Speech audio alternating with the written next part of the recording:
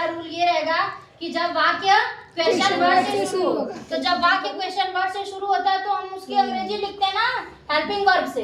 किससे लिखते हैं? हेल्पिंग वर्ब से। जिस टेंस की रहेगी उस टेंस की हेल्पिंग वर्ब लगाएंगे, ठीक है। तो हमने क्या लगाया था? डिड। क्या लगाया था? डिड। डिड के बाद सब्जेक्ट, सब्जेक्ट के बाद नॉट। अगर नॉट रहेगा तो हम लगाएंगे, नहीं रहेगा तो नहीं लगाएंगे। इसके बाद वर्ब की फर्स्ट फॉर्म, इसके बाद ऑब्जेक्ट और इसके बाद etc plus question mark. Etc को अदर वर्ड भी बोलते हैं ना, बताया है मैंने, ठीक है।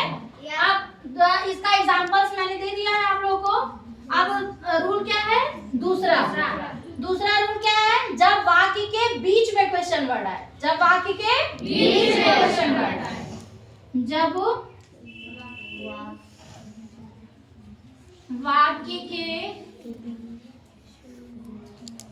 बीच में क्वेश्चन वर्ड आए,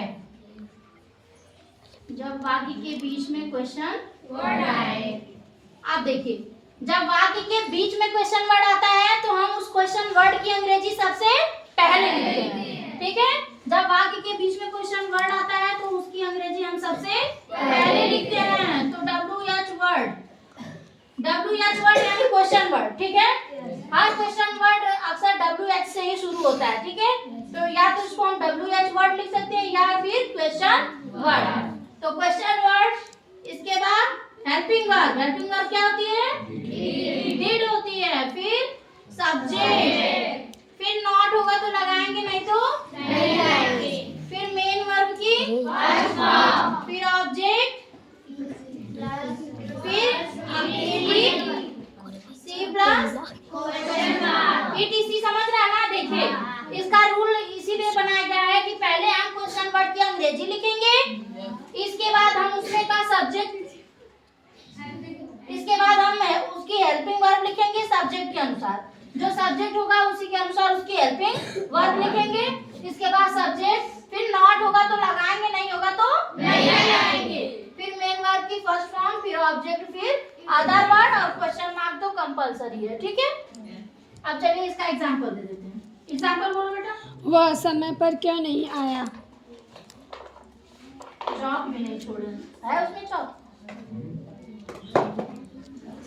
देखिए, वह समय पर क्यों नहीं आया? पर क्यों नहीं आया। नहीं आया। ध्यान से देखिएगा। देखिए, हमने बोला ना जब वाक्य के बीच में क्वेश्चन वर्ड है तो उसकी अंग्रेजी सबसे पहले लिखेंगे।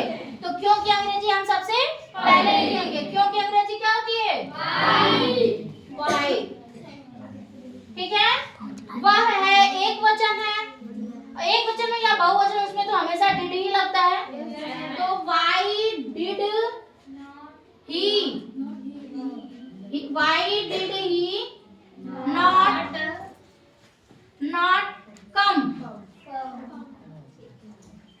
come at the time, come at the time। ठीक, समय के लिए हमेशा एट लगता है, ठीक ना? Yes ma'am. आया समझ में? Yes ma'am. कोई दिक्कत नहीं है। अगला बोलिए, एक तो और बोल दीजिए। बीना अपने गांव कब गई? हाँ? बीना अपने गांव कब गई? बीना अपने गांव कब गई? कब की अंग्रेजी क्या होती है? हाँ? कब गई, ठीक है। कब की अंग्रेजी? when did बीना, ठीक है, गई ना, वो, ठीक है, go her village।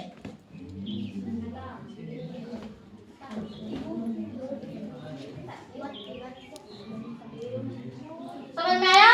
Yes ma'am. देखिए, when did बीना गई फर्स्ट फॉर्म लगेगा ना, जब हेल्पिंग वर्ब होती है तो वर्ब की फर्स्ट फॉर्म होती है।